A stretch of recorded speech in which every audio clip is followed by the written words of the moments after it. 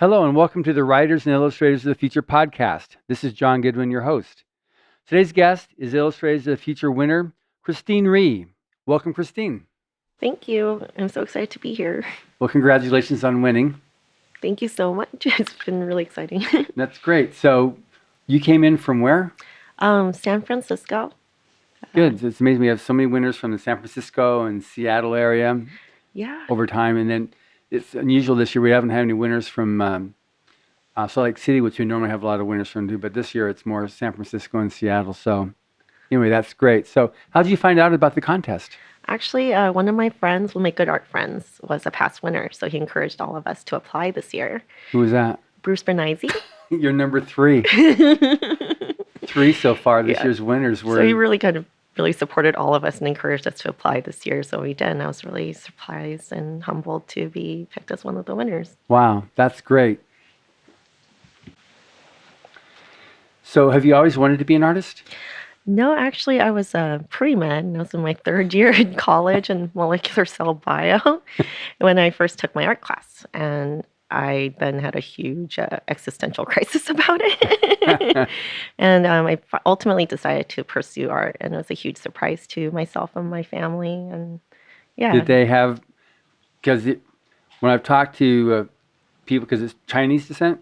Korean. Korean? Yeah. Is it the same thing as in China where it's art feature is not like, it's like thumbs down and doctor? Yeah. They loved you as a doctor. They loved you as a lawyer. I definitely threw a curveball because I'd said for most of my life that I'd be a doctor. I really want to help people.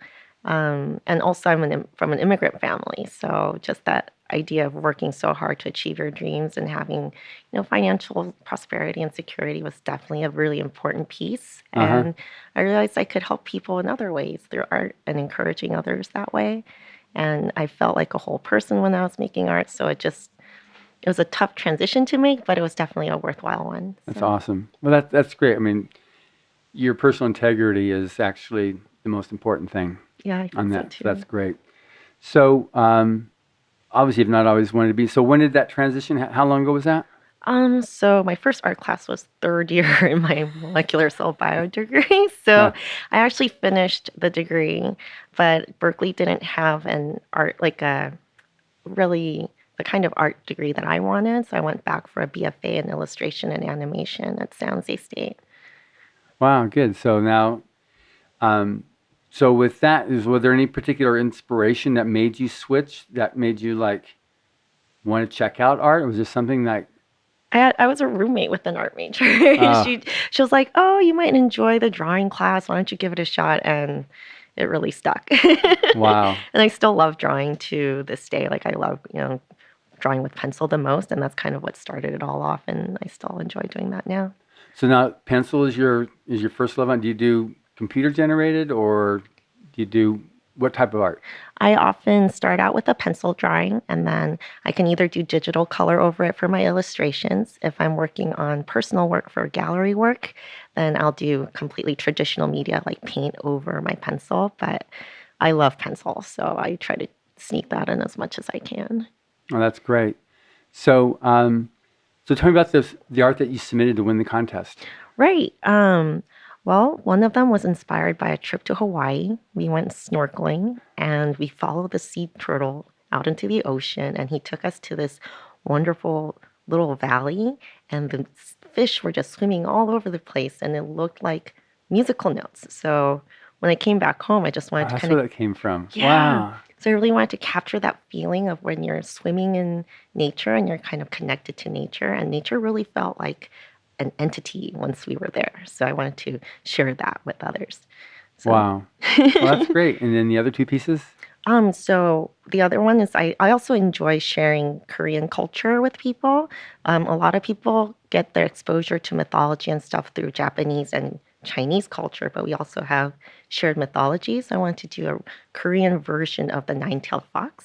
And it's kind of a Korean American version. I only partially grew up in Korea, but I wanted to share that story with people out there, because there's a version of the story where if the fox is able to succeed at some kind of ordeal, so like don't eat meat for 100 days or don't be seen by a human for 1,000 days, then they can be transformed into a human. And so I wanted to kind of bring that into the story. And that's what that image is of a woman becoming a woman from being a nine-tailed fox. Wow. Yeah. Good. And number 3? I think it was the Dream Quest one, the cat one. That one is Tor.com has wonderful novellas and short stories that they published online. And I was inspired at a workshop to pick that as a potential book cover. So I wanted to see how I could, if I did a book cover, what would that look like? And that's what it was. Yeah. Good. And then what about now the art that you did that's going to be published here? Without saying the name of the... Right. I was really, really deeply moved by the devotion of the protagonist for his wife and how the separation was really tangible for him. So I wanted to capture that feeling of how she's larger than life to him while capturing also that separation.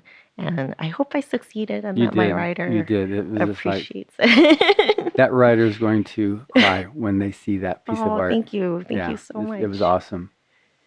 All right. So, and then this coming week, anything that you're particularly looking forward to more than other things? I'm just meeting everybody. I love to hear where everyone's from and what they're doing, and just the illustrations and the stories were fun to read too. So I'm just excited to meet people and see what they're about. That's great. So anything in particular we can look forward to seeing from you in the near future? Well, I did bring my son, so that's kind of definitely in my near future. Yeah. I'm also trying to actively pursue book covers and editorial illustrations. I'm going to submit to art directors there, and hopefully you'll see some of my stuff. Well, I look forward to it. Yeah. Very nice meeting you, Christine. Thank you so much, John. Okay, bye-bye. Bye. Thank you for listening. Stay tuned for our next installment of the Writers of the Future podcast. Subscribe to the Writers of the Future podcast wherever you get your podcasts. Writers and Illustrators of the Future are contests created by L. Ron Hubbard to provide a means for the aspiring writer and artist to be seen and acknowledged. It is free to enter and open to new and amateur short story writers and artists of science fiction or fantasy.